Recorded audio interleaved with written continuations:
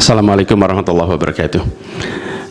Yang mulia Hakim Mahkamah Konstitusi, hari ini adalah sebuah momen yang sangat penting dalam sejarah kita.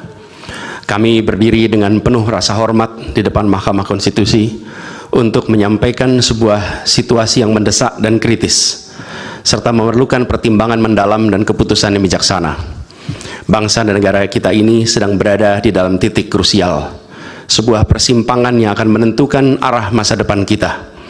Apakah kita akan melanjutkan perjalanan kita menuju kedewasaan sebagai sebuah negara demokrasi yang matang, ataukah kita akan membiarkan diri tergelincir kembali ke bayang-bayang era sebelum reformasi yang justru kita hendak jauhi. Bulan lalu, yaitu proses pemilihan umum, yang angka suaranya telah diumumkan secara resmi oleh Komisi Pemilihan Umum. Tapi perlu kami garis bawahi dan kita semua sadari bahwa angka suara tak mutlak menentukan kualitas dari pertanyaannya. Apakah Pilpres 2024 kemarin telah dijalankan secara bebas, jujur dan adil? Izinkan kami menyampaikan jawabnya, tidak. Yang terjadilah sebaliknya, dan ini terpampang secara nyata di hadapan kita semua.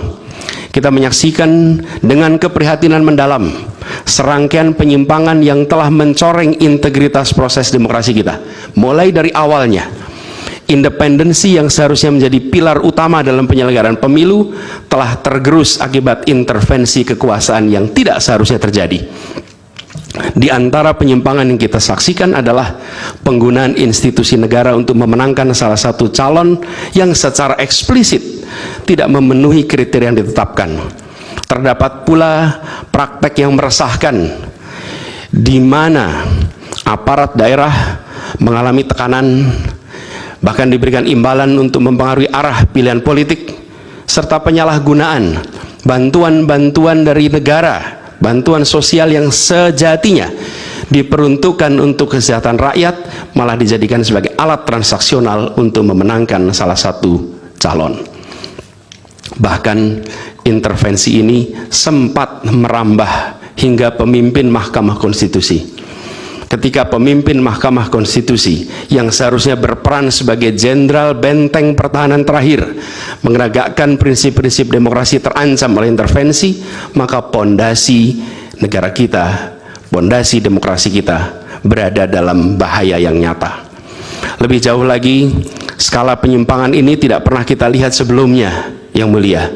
Kita pernah menyaksikan penyimpangan seperti ini di skala yang kecil, pilkada, populasi kecil, tapi dalam skala yang amat besar dan lintas sektor baru kali ini kita semua menyaksikan. Bangsa dan negara kita ini sedang berada di dalam titik krusial, sebuah persimpangan yang akan menentukan arah masa depan kita. Apakah kita akan melanjutkan perjalanan kita menuju kedewasaan sebagai sebuah negara demokrasi yang matang, ataukah kita akan membiarkan diri tergelincir kembali ke bayang-bayang era sebelum reformasi yang justru kita hendak jauhi? Kita dihadapkan pada pertanyaan-pertanyaan fundamental yang menentukan. Apakah Republik Indonesia yang kita cintai ini akan menjadi negara yang menghargai dan memperjuangkan konstitusi sebagai pilar tertinggi demokrasi kita atau rule of law? Apakah kita akan mereduksi konstitusi menjadi sekedar alat untuk pelanggengan kekuasaan tanpa pengawasan, rule by law?